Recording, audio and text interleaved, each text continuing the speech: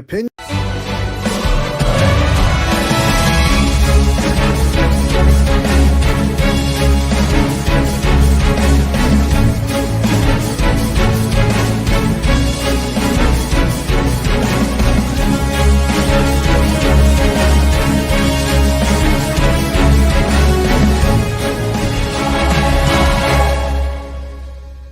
The opinions and views expressed in the following program are those of the speakers and the host, and do not necessarily reflect those of Yoakley Scott Corporation and your sports network.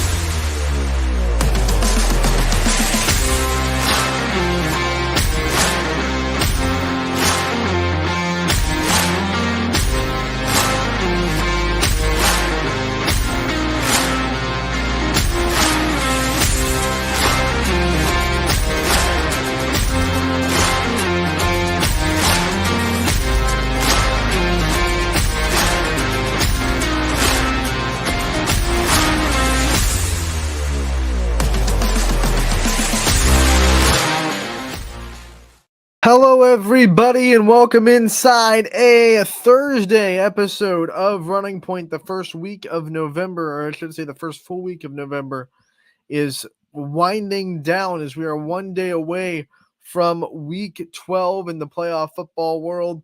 That'll be tomorrow. Today, we are here to talk to you about a lot of stuff and also get you more basketball previews. We have more girls basketball coaches that we've been able to talk to. We will feature two today. We have Lisa Modelski from Lowville.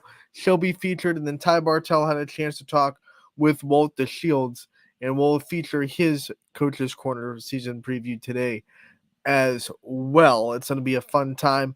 But first, I want to talk about our volleyball postseason awards that have been coming out, and we have announced all but 3, and we'll have 2 more announced tonight. Tonight we will announce Team of the Year and Coach of the Year, and then tomorrow we will announce on the eve of our All-Star game the MVP of the 2024 volleyball season, Ysn MVP. So we'll be announcing that the next 2 nights, but we have announced Freshman of the Year. We'll start with that. Chloe Plant from Girard, if you missed it.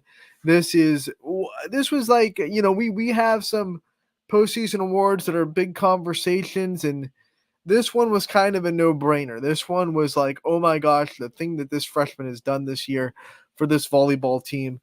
When you come in as a setter, a brand new setter, no matter what class you're in, if you're a brand new sophomore setter, it's a tough task. I mean, if you are new to the sport of volleyball, or not a volleyball connoisseur, as you might want to say, setter is one of the most important positions on the floor. They touch the ball in every play. They distribute the ball. They have to read the defense. They have to know where to go with the ball. It's a very important position with a lot of responsibility on your shoulders. It's always compared to the quarterback of football, pretty much because just like the quarterback in football who touches the ball every play, so does the setter. And also like a quarterback in football, you're kind of in control of the rhythm of the offense. Usually in most football teams, the rhythm of the offense and the tempo and the way it's going is really monitored and controlled by the quarterback. Very rarely do you see an offense that has a very lackluster quarterback also be extremely productive and in sync and running on all cylinders. So that's the same thing that you see in the setter. And then also, of course, setters have to be leaders. There's just no way around that. So when you tack all that responsibility onto the fact that you're putting it onto a freshman, and then you say, hey, we're running a 5-1 offense. And once again, for those of you that are new to the sport of volleyball or not volleyball, experts, or you don't even have to be an expert, just a volleyball, any knowledge of volleyball, the 5-1 offense means that your setter is in there for all the rotations. 6-2, you rotate 2 setters, right? So you'll have your setter's always in the back row, so every third rotation, you'll rotate a setter in, and she'll be in the back row. But a 5-1 means your setter is in there for all 6 rotations. So to have a 5-1 setter be a freshman, Phil Walters, talking to him, he's had a long career at Girard. He said it was just the second time he has ever put a freshman in that position in his career, running a 5-1 offense. And she nailed it. I mean, she broke records for Girard. First, she broke the record for most assists by a freshman in Girard. And then she's like, you know what? Let me one up that. Let me just become the best single season setter in Girard history. 858 assists this year. She is already less than 200 assists away from 1,000. There's a very good chance. In fact, it's as close to a lock as you possibly can get that Chloe Plant will have 1,000 assists before the halfway mark of next season as a sophomore, which means she could have 2,000 by junior year. And if things keep going the way they're going, you could see a 3,000 assist club member by the time she graduates. Long way to go for that. She would have to have a really good season continuing for all 4 years of her career. But it's right there on her feet, right there on the doorstep. She was the second best setter statistically when you look at number of assists in the Ysn family, and the only setter she lost to one setter of the year, who we'll talk about in a little bit. So Chloe Plant being able to do all that as a freshman in the program at Girard, and to be able to lead a team that was pretty heavy with upperclassmen. You know, there were a lot of seniors and juniors on that team. So to come in as a freshman, probably the youngest player on the court, minus Fiona Allen, who was the other freshman right side hitter, and to just take command of it from day one. Were there some things that she grew in as the year went on? Absolutely. There are definitely always freshman growing pains, and that happened. I think the whole team, you look at the way they looked in the last game compared to the way they looked in the first game, the whole team kind of gelled. They lost Brie Littell, which was an amazing outside hitter. They had to kind of step up with that. They had the tandem now of Bailey Walters, who was taking her first year as an outside hitter and ran away with that. And then Nico Cochran, of course, that everyone kind of understood was going to be a focal point of the offense. But the fact of the matter is that you don't see a freshman come in too often and have that kind of impact on a team in that kind of position. It's almost like having a freshman point guard that comes in and breaks records, because we're getting ready for basketball. So if you had a freshman point guard come in and not only succeed with running the offense, but break, assist records, break points records, if you had that kind of point guard as a freshman, I think you would be pretty happy. And Girard had that in Chloe Plant as a freshman setter. And I've been told, hey, you're going to see her in basketball, you're going to see her in softball, and she excels in those sports too. So I'm excited to see what she brings to the table as a freshman in the other varsity sports as we get ready for winter and spring coming up. But Chloe Plant is your 2024 Freshman of the Year. And like I said, this one wasn't much of a conversation. It was pretty much, hey, you know what? No one's breaking records as a freshman this year outside of her. So she was able to get that honor. Then we go to Setter of the Year. That was the next one we released. And it was kind of a back-to-back setters getting awards. And the Setter of the Year this year was one that came so close to winning it last year as a sophomore, right there on the precipice. But it was Riley Simons. Riley Simons from Austintown Fitch. And I think if you ask a lot of the coaches in the Ysn family, especially the ones that either are close proximity to Riley Simons or have to play Riley Simons, who the best setter in the Ysn family is, there will be a vast majority that say Riley Simons. Like it's just, she passes the eye test. She does everything right from a technical standpoint. And then the numbers back it up. No one had more assists this year in the Ysn family than Riley Simons, 860 plus. There you go there. Her career is just phenomenal. She's going into her senior season with more than 2,000 assists in her career. She is on pace to become top 5 in all time in the state of Ohio for career assists. The record is 4,004 for all-time assists in Ohio. That'll be tough to break, of course, but she could get into that top five all time in the state of Ohio for assists in her career, which would be phenomenal. I mean, top five anything all time in the state of Ohio, you're doing something right. Um, Fundamentally, she's just a really good fundamental setter. Doesn't have a lot of ball handling errors on the season at all. So her efficiency is right there. Runs the offense really well. And that's why I think Fitch was really comfortable this year. You know, a lot of question marks were how are they going to get a lot of offense this year? Because they lost some really big swingers last year. Afton Roby, Jordan Smith both graduated. They were both people that she set quite a lot out of the middle and out of the outside. So this year, you knew they were returning Kylie Folkwine, but every other hitter was going to be a little bit of a question mark. You know, how much of the offense can they really be a part of? And because they had Riley Simons there, and I think she's a big reason why hitters like Katie Welth were able to step up into a big role, and hitters like Kayleana Ray were able to really step into the next step of becoming a very valid threat on the offensive side. Morgan Roby on the right side.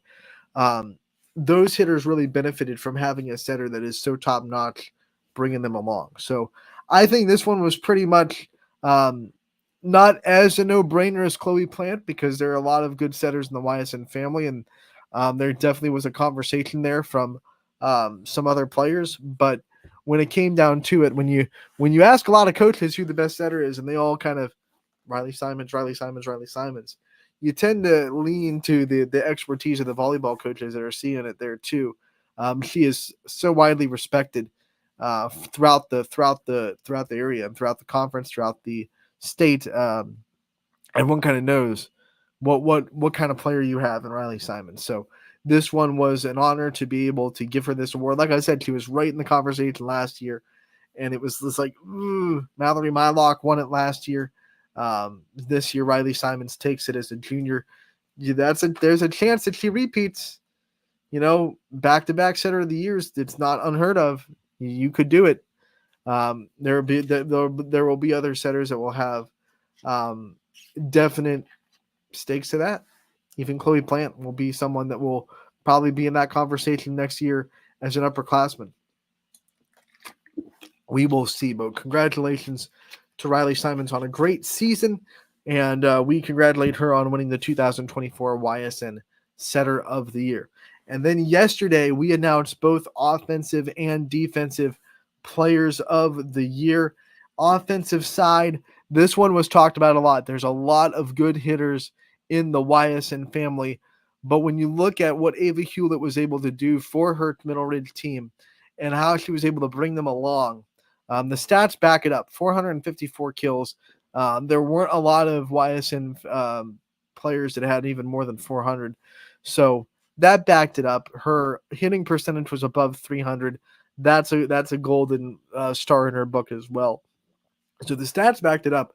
But then when you also look at the fact that she was the returning hitter, like everyone else on that team this year that was a threat on offense kind of had to step into that role because they lost a lot of good hitters last year to graduation. So when you look at the year that Gianna Wilson had, even despite her injury, when you look at the year Brooklyn Gilardi had as stepping into an outside hitter role, those were all culminated by the fact that they had the time to develop because Ava Hewlett was putting balls down consistently throughout the whole season, while those players like that were able to kind of develop. And then by the second half of the year, they all became threats too, legitimate threats to not just get kills, but also I think in volleyball, there's a difference between when you get kills and then you have those hitters that can just put the ball on the floor and put the ball down in situations and maybe go one-on-one and win against one-on-one block situations, win against a double block, things like that. When you have a hitter that is like that, it makes things a lot easier. And Middle Ridge had a hitter in Ava Hewlett that was efficient, that could get past a double block if she had to, and she had to a lot because teams really focused on her. She was a smart hitter, and then of course she was powerful. She can put the ball down on the floor. She doesn't rely on shank passes or the defense being in the wrong position. She will put it down on you. So that's what kind of came into the conversation of her being the offensive player of the year. The numbers backed it up for sure. And then when you just look at just the importance of her in the offense of Middle Ridge, I thought was a big culmination of why she won Offensive Player of the Year. So we congratulate Ava Hewlett on winning that. You can see her in the All-Star game on Saturday. She'll be coming down to represent Middle Ridge at Salem. Chloe Plant will be there as well. I forgot to mention that. Chloe Plant will be at the All-Star game representing Girard. Riley Simons will be out of town, so she unfortunately had to do pass on the All-Star game, so we will miss her very much. But she was there last year, and it was a fun time having her. So, and hopefully she'll be there next year as well, so we can get her in at least 2 out of 4 of her high school seasons in the All-Star game. And then when we talk about Defensive Player of the Year, and when we do this for baseball and softball, it almost always goes to a catcher. And when we do this in volleyball, it almost always goes to a libero, because liberos are the backbone of defense. Yes, blockers are important too, and net defense is important, and we have good blockers on the Ysn family for sure. But when you look at unsung heroes of volleyball, and the ones that I have always fought for to get the limelight shined on during this postseason award season, it's liberos, and liberos are just phenomenal defenders. We have so many good ones in the Ysn family, and this one was a big conversation. It was neck and neck. And I'll tell you what, it was between a couple of players, but then at the end of the day, I looked at the numbers and I looked at the career as well. The career numbers also played a big role in this.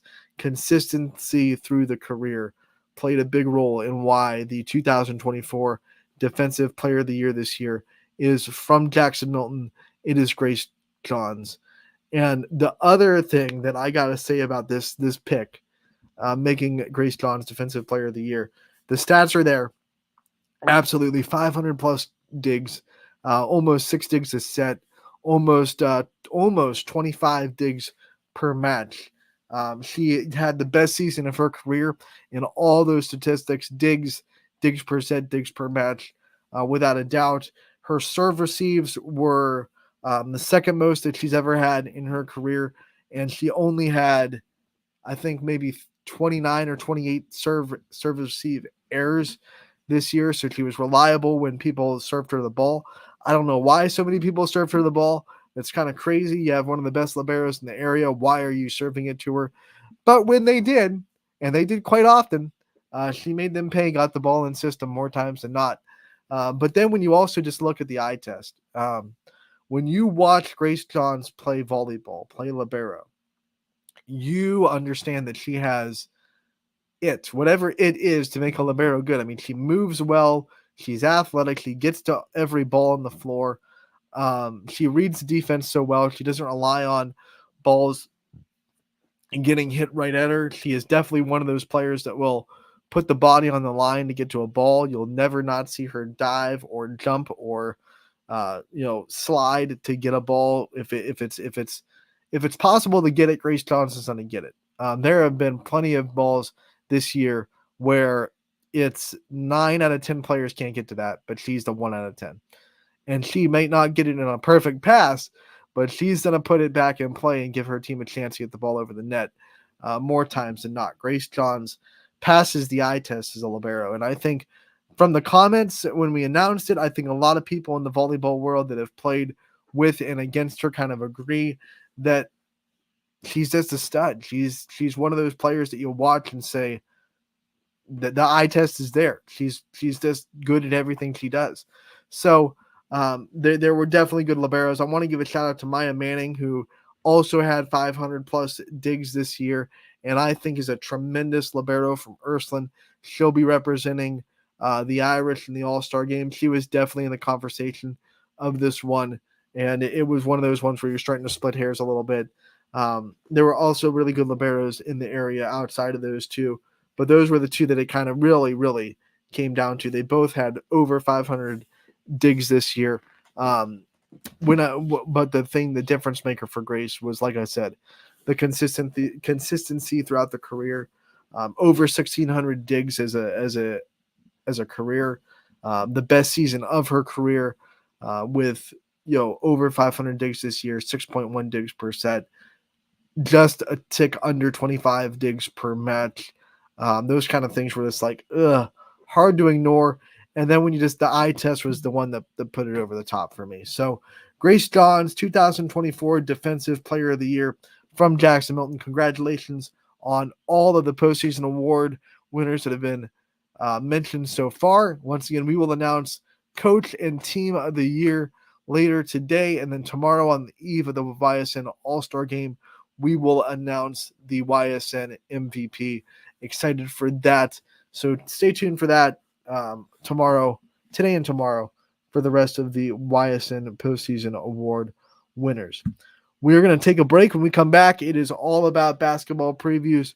We have two of them to get to. Lisa Modelski from Lowville Girls Basketball and Walt DeShields from West Branch Girls Basketball. That is coming up next on Running Point, brought to you by our good friends over at Greenwood Chevrolet in Austintown. 21 News delivers the news as it happens, using the latest technology from where it happens. Live here outside the Mahoney County. On air, online, Wednesday afternoon weather update. Very dangerous. and on the 21 News social media platforms. I'm on the road right now. 21 News, the Valley's only locally owned source for trusted news since 1953. Craftsmanship to us is 60 years of pride and dedication.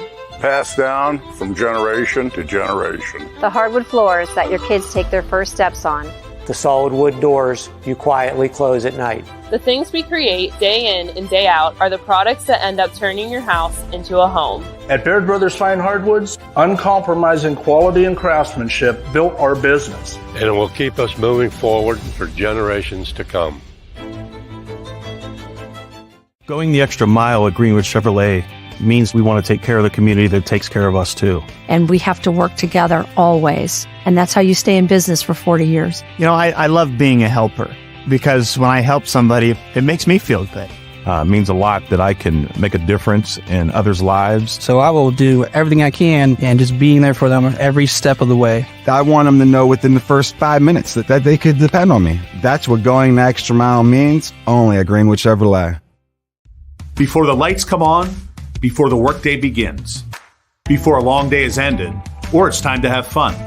It all starts with the people at Joe Dickey Electric. From replacing a light fixture in your home to building a substation for your business, no job is too big or too small. The people of Joe Dickey Electric power them all.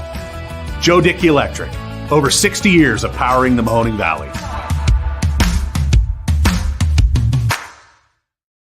Welcome back to Running Point on ysnlive.com, brought to you by our good friends over at Greenwood Chevrolet in Austintown. They go the extra mile for you. You just heard from them there in their commercial break. We thank them every day for their sponsorship of this show. We would not have Running Point without Greenwood Chevrolet, so we want to thank them as always. We have more basketball previews for you today. We are going to start with Lisa Modelski from Lowville, the girls basketball season preview. I had a chance to talk with her yesterday about what the Rockets will have in store, and now I'm going to share it with you guys. We hope you enjoyed this season preview of the Lowville girls basketball team with head coach Lisa Modelski. Anthony Herwig here with a girls basketball Coach's Corner season preview. We're in Lowville with Lisa Modelski. Coach, thank you so much for taking the time to join us again and be back again for another fun basketball season. Yeah, I'm really excited to get going, and I appreciate you guys having us on the show. So before we dive into this year's team and all the excitement for this year's season, let's just talk about last year a little bit, some of the lessons that you think not just the players but the coaching staff might have learned that you can take into this season. You know what? I think our girls, came off of a pretty successful season. After losing a huge chunk of our starters the year before, we really didn't know what to expect. We didn't have a lot of girls coming back with a ton of experience. So I thought last year was a great developmental year for our girls. We started 2 freshmen last year, and excited to see what they're going to be able to do this year, just being a year older. So overall, I thought we had a really successful year. We advanced to the district semis again, which we've done in the past 4 years, which is a huge testament to our girls and our program and the work that they're putting in. So we're just excited to continue to hopefully advance a little farther and continue to get a little bit better each year. Last year when we were talking to you at this time, like you said, you didn't really know exactly what to expect. You lost a lot of seniors. You were trying to just kind of figure out what you had. Flip side of the coin this year, because you're returning a whole lot and you kind of understand what you have, and you're hoping that last year, like you said, was a developmental year. What's it like being on the flip side where you return so much experience and now you really do know exactly what you have as a roster? Yeah, I'm excited about the experience we have, but when you look at the experience we have, we're still young. We're returning, like I said, 2 sophomores back that started last year, and one of our girls that started last year for the first time as a junior, she's returning back.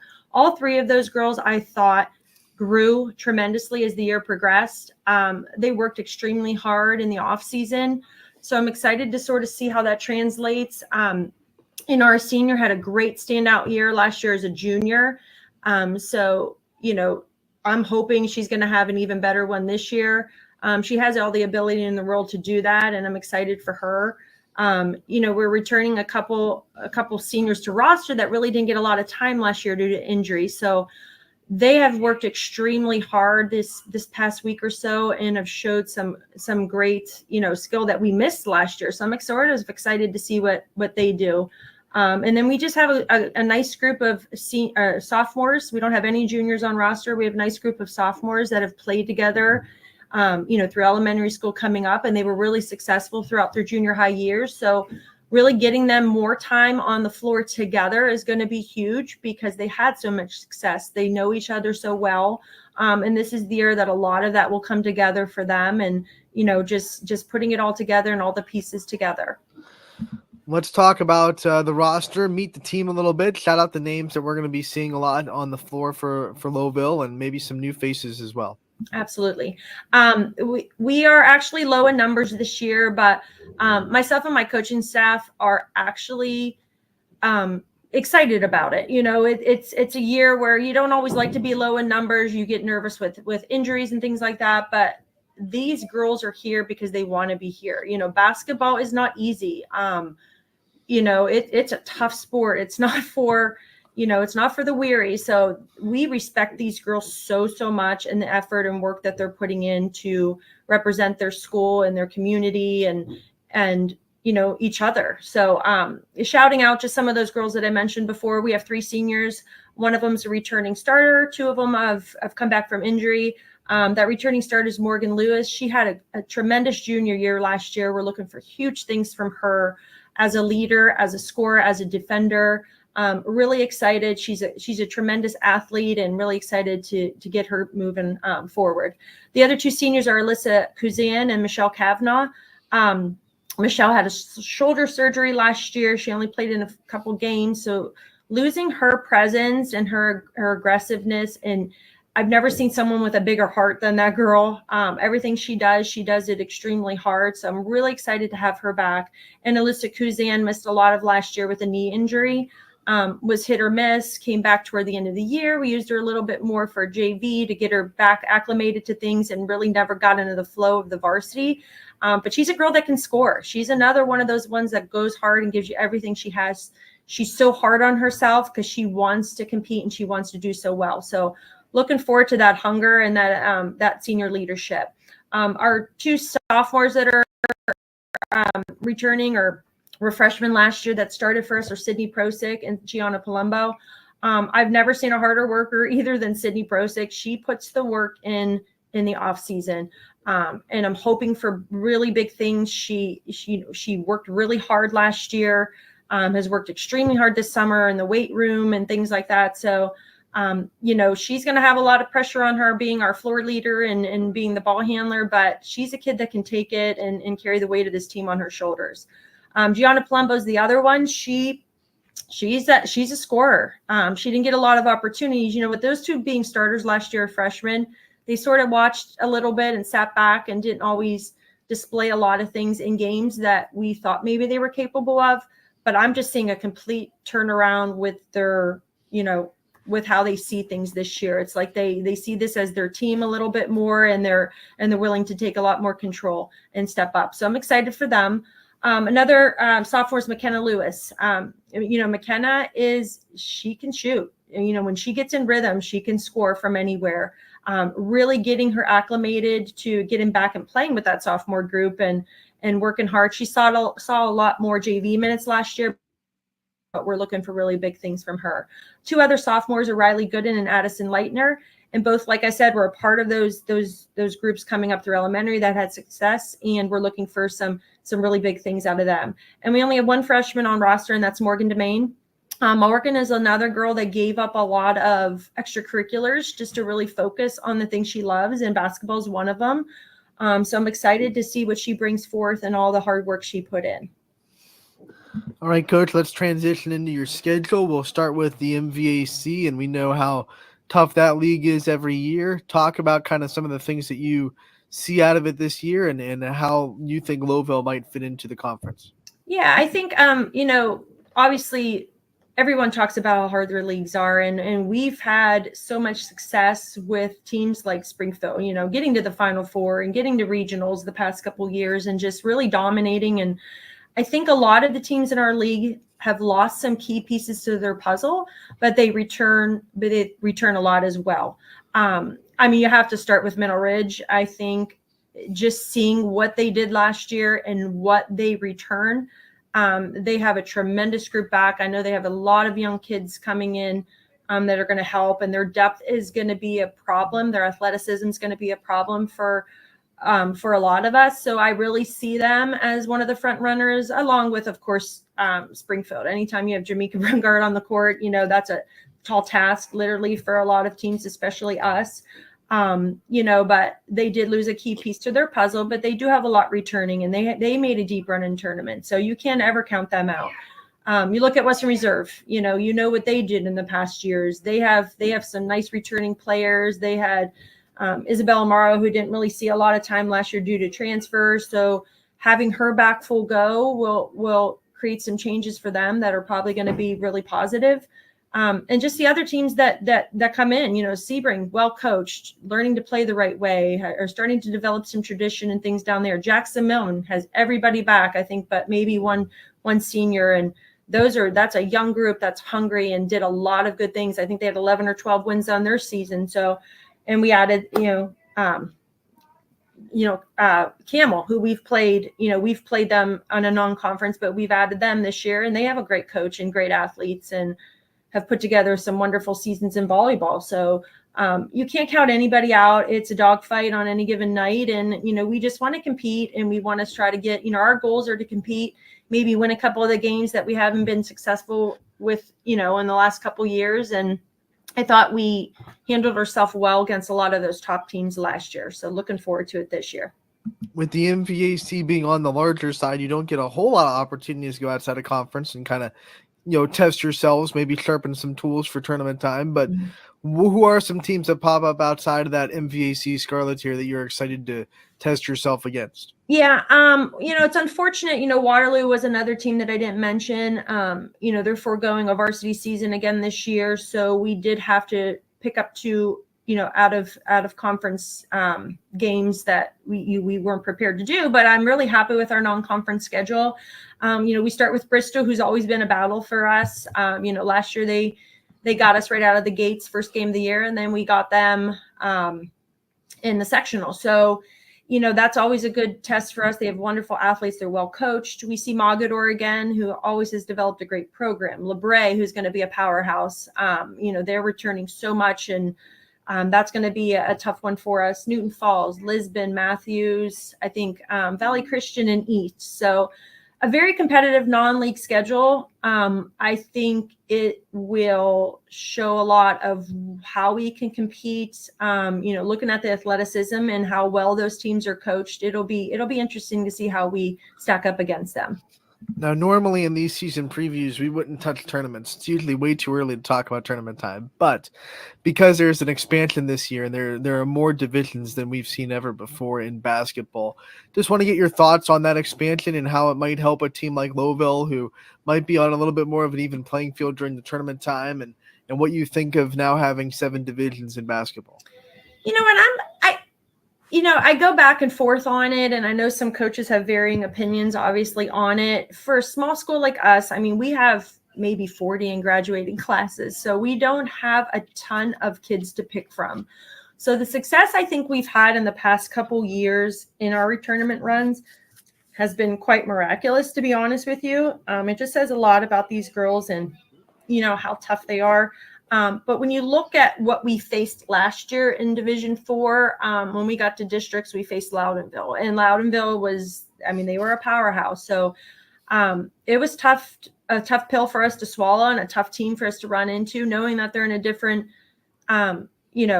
division of it this year sort of makes you smile a little bit. So I think it levels it up for a smaller, D7 school like us. So I'm sort of excited to see how it plays out.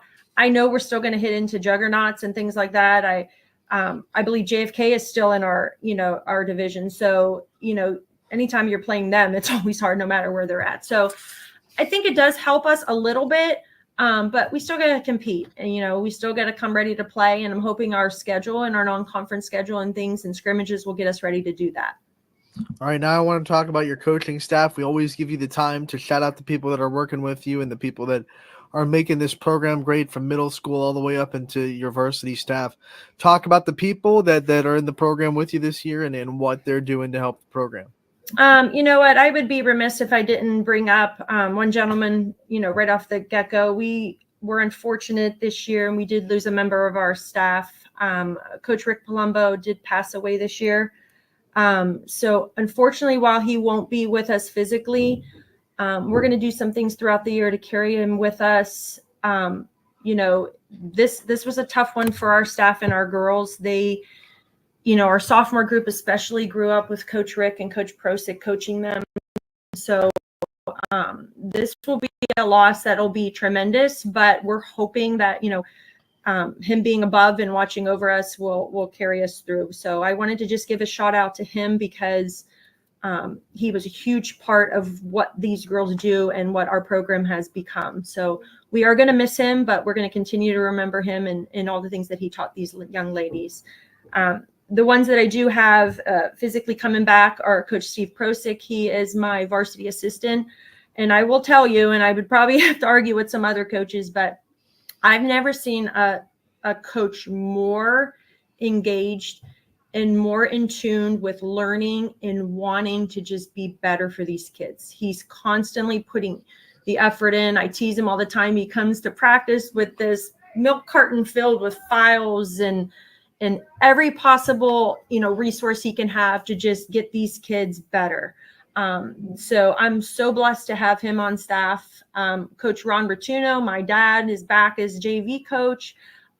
He is the positive guy. He is, I say it every year, he's the guy that the girls just love to be around and we all love to be around and shows a ton of passion. And for him to stay by my side, this is his 9th year with me. Says a lot of just about the person he is. So we're excited to have him back. As far as junior high, that program right now is looking up in the air. We not sure if our junior high program will make it this year due to numbers, but we had an amazing hire and I'm hoping we can keep her on. Ariana Daniels, I know she was the next player in the Poland program and we were excited to have her and we're hoping we can get enough numbers out to maintain and contain that, and keep that going. But so that is my staff and I'm really excited about what they bring to the table and the love and the respect and, all the, things that they show these girls every day. And then one last thing I want to talk about, Coach, is over on the boys' side, you have a new coach this year in Tony Mattizi, and he's had a very strong run as the girls' coach at Lowville in his past. What's it like having someone that's kind of been in your shoes in this program and has taken this program to really good heights on the other side and a part of this athletics trip? I'm actually really excited. Coach Mattizi was my coach when I was in 7th grade. So we go back. He's actually a relative of mine through marriage. So I am happy for him. I know, anytime you say basketball, you have to say Mattizi. So, they go hand in hand and I'm happy for him to have this opportunity. We've worked well in the past together, whether even when we were going against each other as girls coaches. And we've always had that, that respect for each other and we're able to joke about things and be open about things and share stuff. And I'm really excited for his opportunity that he has. He's been great to work with thus far. He's so easy to work with. So he has so much tradition, and I'm excited for our boys program to have him. And I'm really looking forward to a good season with him. Let's give the Rockets community a shout out on when they can come watch you guys for the first time. When's your first game? When's the first time that the fans can come out and see you guys play? Yeah, we open up on November 23rd against Bristol at Bristol. And unfortunately, I think our first 5 or 6 are away. So we are hitting the road, and hopefully our fans will back us and come out and see these wonderful young ladies represent. They've worked extremely hard. They've put in so much effort. And I'm really just excited for, our community to see the growth, and our small little number of 9, work their tail off and represent the best way they know how, because I have no doubt that they're going to do that. Coach, we wish you the best of luck this year. We thank you for your time coming on, previewing the season. We'll be out there covering you guys all year, and we can't wait to see you again real soon. I really appreciate that. Thank you, Anthony. Welcome in, everybody. Ty Bartellin with another edition of Coach's Corner. This time I'm with my man, Coach Walt DeShields from the West Branch Warriors girls basketball program. Another year and another year of you wearing green, huh, Coach? As you're back for another year with the West Branch girls. What do you see in practices? It's practice season. It's scrimmage season right now. What are some things that are standing out to you about this year's squad? Well, right now, Ty, we've only had 2 practices. So welcome to basketball season and coming out of fall sports. It's a nice thing. Our girls had a lot of success in the fall. Our volleyball team went to the district final, and of course our soccer team went to the regionals. So we haven't had too many practices together. We just started last Friday. That first week was, tournament time for them. And I hope that they bring that, to our winter season as far as that success.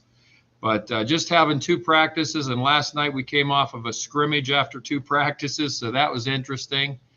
We went up to Green, and Green's going to be a really good team. They got a chance to win the Federal League, and then Walsh Jesuit. So we got an eye-opening experience. We've got a lot of work to do, a lot of questions to answer. When you talk about some names that we can expect to see on this year's squad and some names that we can expect to see on the floor a lot, what are some names that come to mind? Well, it starts with our 2 returning starters. Carter Shepard, she's a senior forward, has been, a 3-year letter winner for us, has played through some knee injuries off and on, but she's a real good defensive player for us, and we're expecting her to bring that experience back because we don't have a lot of experience. We lost a lot from last year. And then Audrey Eaton is a sophomore, really talented guard for us. In fact, she brings the most points to the table for us, real good shooter, ball handler, very intelligent, smart player for us. So those 2 in particular as starters, we're counting on them for their experience. We had several girls come off the bench. And all of them need to step up this year, especially at the offensive end. Right now, we think we could be pretty good defensively, but we got a long way to go offensively, and that's where we're going to have to really improve. Other seniors, Presley Egley played for us off the bench last year. Maddie Hawk is a senior that played off the bench for us last year. And then some juniors that I'm really excited about.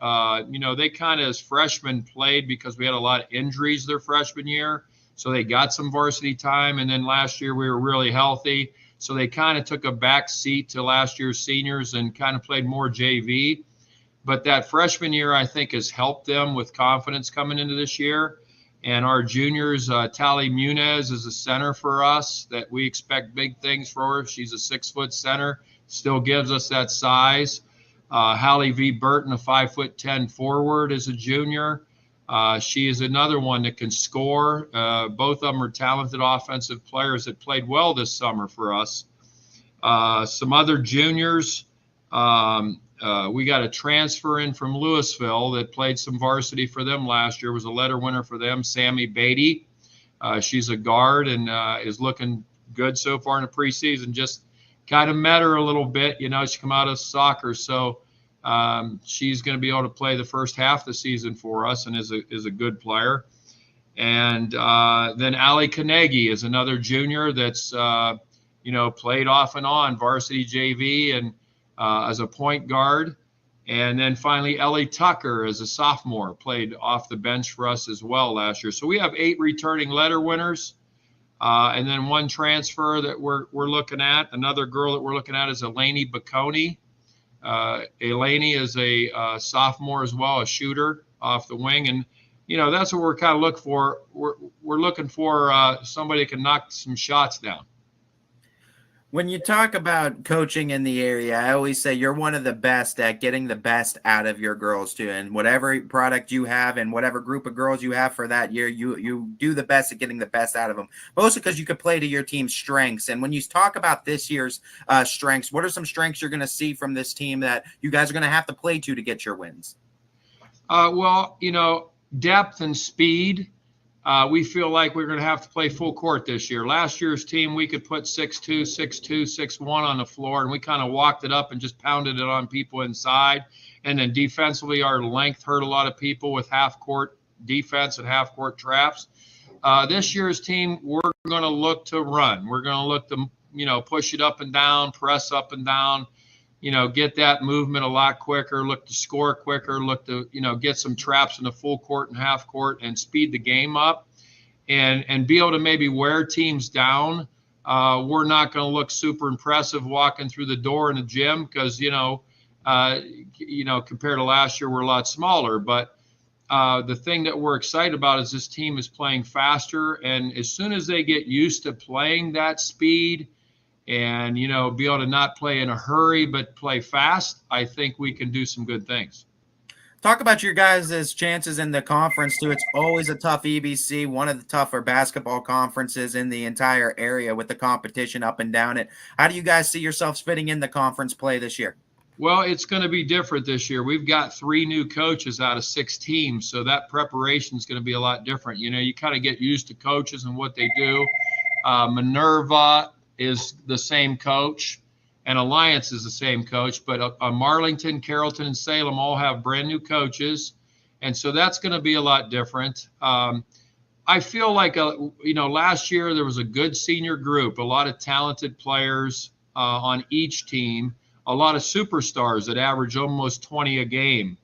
With Sophie Gregory and the Evanich girl from Marlington and Hutton from Salem, and those are names Ty, as we get back into basketball season. And, I always say you guys do a great job. And I know it's basketball season. When YSN's out there, you guys do a great job with girls basketball. And, once you called me for this interview, I knew it was basketball season, even though we had 2 practices. And football is still playing here. So our football team's always done great here the last few years in the playoffs. But so we're kind of getting that transition between the two. But in the league is going to be very interesting. I think most of the teams are all pretty close, so every game is going to be competitive.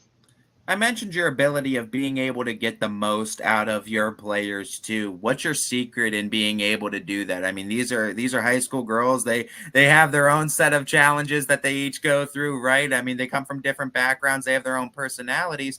How do you find a way to connect with each one of them and get the most out of each one of them?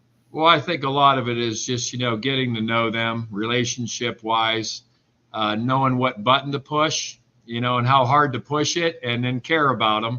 And as long as they know you care about them and you have their best interest and you compete together as a coach and as a player and as a team, then, you've got something there. And we've got good, hardworking girls out here. They know the tradition of our program. They know during their 4 years up here in high school, they've got that torch to carry, and maybe that's a good or bad thing because we always got a lot of bullseyes on our back. That question of who do we circle on our schedule? Really nobody. Everybody we circle on our schedule because everybody circles us.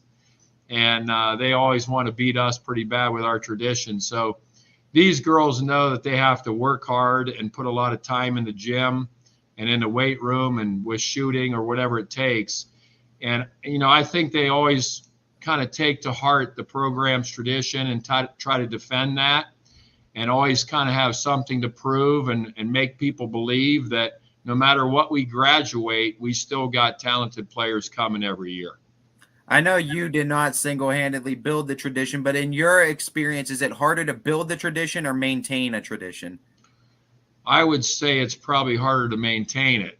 Once you're on top of that mountain, you can get knocked off pretty quick. And if you don't work hard at it and put a lot of time into it, and have kids buy into that philosophy and that culture, keeping it going is always tougher.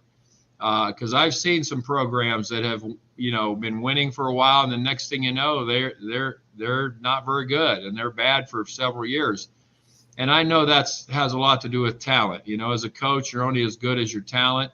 There's a lot of difference between the Jimmies and the Joes, but and we all know that. But you work hard with what you have, and you try to get the most out of them.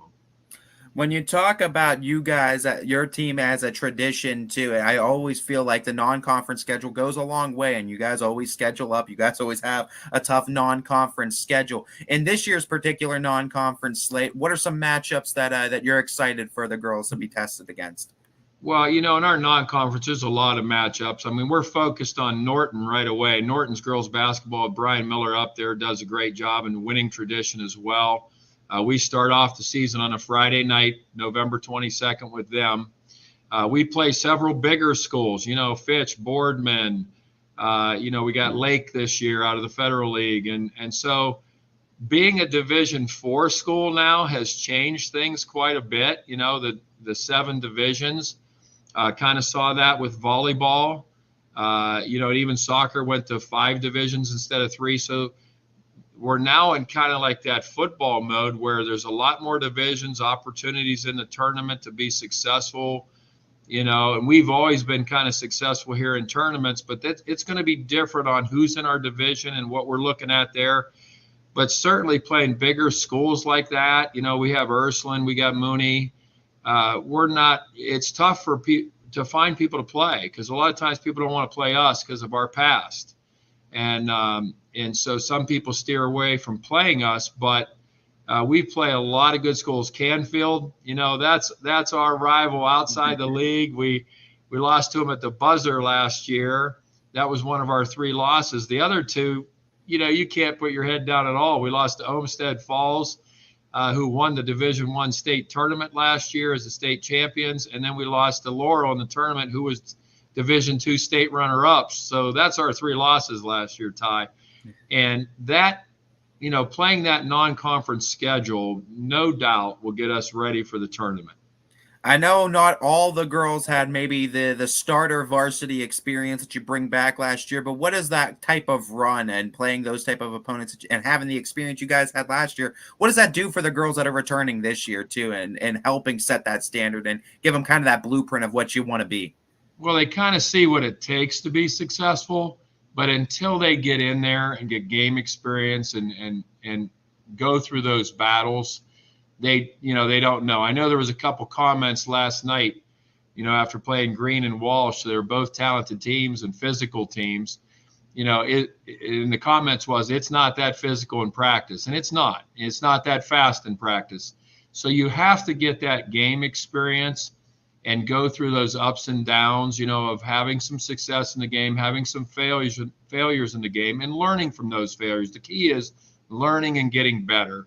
And everybody always uses that cliche, let's get better every day. Every day in practice, we're trying to improve, and everybody wants to play their best basketball at the end of the season. Well, these girls saw that last year. They saw that even our team last year at the beginning got much better as the season went on, got much better as the tournaments arrived, and we were playing our best basketball at the end. And that's what it takes, is that daily, grind, that daily, hey, let's enjoy and love the process of getting better. One of my theme questions this year goes back to the lessons that basketball can teach. You're one of the teachers in the sport. You've taught countless young ladies the sport of basketball in your tenure there at West Branch. But I'm actually curious, what's the biggest lesson the sport of basketball has taught you? Life. Life. You have your ups and downs in life. Life is not easy. And once you get out there and you got to start working, and you have families and their mothers someday, and they got to provide for their kids and things like that, I think basketball just teaches you to get through tough times and to keep working hard and having a positive attitude no matter what happens. There's so many, and that's what I love about sports. That's what I love about coaching is, you get those relationships. You see girls go on and they get married and have families and they're successful in the world, with working and all those kind of things. That to me is great. The other night I was excited, to maybe see Sophie Gregory on the floor over there at YSU, but the lights turned out. So, but just seeing girls move on and teaching them those lessons and those values and how to do things right. Before we let you go, Coach, I also want to give you that chance. Just shout out the coaching staff, those around you, just any other big names. I know it doesn't change a whole lot usually from year to year, but I want to give you that chance to still spotlight the big names in the West Branch girls basketball program. Yeah, we keep that coaching staff going. We may have the oldest coaching staff in the whole entire state of Ohio. Maybe I shouldn't say oldest, most experienced. Yeah. Okay. Let's start with my assistant, Bob Shepard. Bob's out on the football field right now trying to beat Glenville on Friday night, so he's not in the gym yet. And that's his daughter, Carter, as a senior. But Bob's been with us a few years. He was actually with Chuck Campbell prior to that, so he's been coaching here a long time. He is rehired as a teacher, just like me. And so the next is Lou Celaroli. And if you haven't known Lou, Lou was with the boys program. He's been with the girls program. He's been at West Branch for over 40 years. He now cuts grass, so it's his job to leave that grass really, really high and maybe bring in the hoses for Friday night and slow Glenville down a little bit. Just having some fun with that with Lou. But Lou's just a great job. He's coaching our JV team. And then also Mike Butcher. Mike Butcher's been with the program 37 straight years. He's seen every team that's gone to state. He's seen a lot of success. He's seen some teams that have lost. And so Mike brings, a lot of wealth of information to us. Every one of us have 30 plus years of coaching or teaching. Also in the middle school, Chris Adams has been with me every year in the 7th grade, and Tony Lucente is our 8th grade coach. And I've got to give a shout out to my wife. We call her the Dobo, which is the director of basketball operations. And without that, I can't do what I do. We've been married 29 years. We got 3 great sons. Actually, my oldest son is coaching at Boardman this year. Boys, thank goodness. He's not going against me. But I get a chance to see him coach a little JV basketball over there at Boardman. And he's substitute teaching at Boardman. We're having fun right now with TJ, our middle one. He's at Mount Union as the backup quarterback. They're having a great season. They got a big game Saturday against Marietta. And then Drew is at Kent State, football scholarship there. He's had some issues with his knees, but eventually Drew's going to play. He's a dynamic athlete and just fun to watch him grow. Just like, again, our players from their freshman year to their senior year. And then after that, alumni, just to see them all grow and become young ladies. That's what this program is all about. And family, that's our first thing on our word wall this year is family. And I love that. The Carter Shepard came up with that, and we're trying to build a culture wall for our locker room, and family is the first thing to go up. And it not only includes the basketball family I have over 20 years of being the head coach, but my own immediate family and friends and relationships I've made, as a teacher, as a coach. That's, the greatest thing that I can keep for memories. Well, we love having West Branch as a part of the YSN family, and we love having the DeShields family as a part of the YSN family as well. Yeah. Coach, last question for you. You mentioned Norton on Friday, November 22nd. That's your opener, too. I know the West Branch community of Beloit always likes to come out and support the Warriors, but let them know why they need to come out and support you. And also with that, too, basketball always brings in Thanksgiving. The start of high school season's right around it. Shout out your favorite Thanksgiving dish with that. Oh, no doubt about it. It's stuffing. All right. That's been the number one consensus pick across the board. Better. I'll go turkey, mashed potatoes, and gravy, but the stuffing with some gravy on it, that's the best. That is the best. And, hopefully, we have to move that Norton game. Maybe our football team will be still playing on a Friday night. That'd be great. But our community does support us tremendously. We have great fans home and away. I know they'll come out and watch these girls play.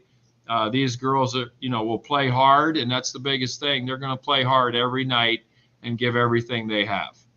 Well, Coach, we're looking forward to it. I know in due time I'll see you out there on the hardwood here real soon, and best of luck this season. I'm just excited to see how this team grows from game 1 to game 22. Yeah, thank you, Ty. And you tell Anthony, why I don't understand why he's not on this interview. He said he'd be here. I don't know why he's skipping out on you. I don't know. Maybe. Is he a Chiefs fan? Yeah, he is. Just let him know, and I'm sure he may watch this, but let him know they almost got beat the other night in overtime. I was kind of hoping for Baker Mayfield there. I'm a Dolphins fan.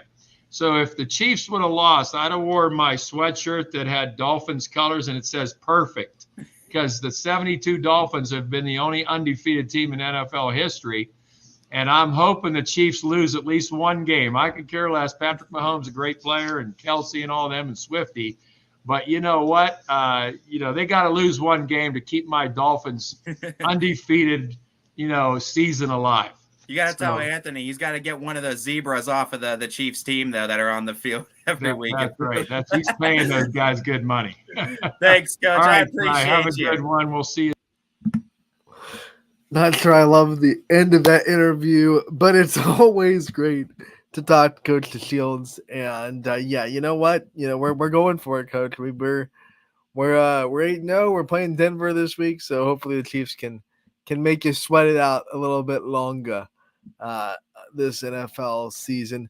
Coach DeShields always a great one. We thank him for his time. We thank Coach Lisa Moldelsky for her time as well.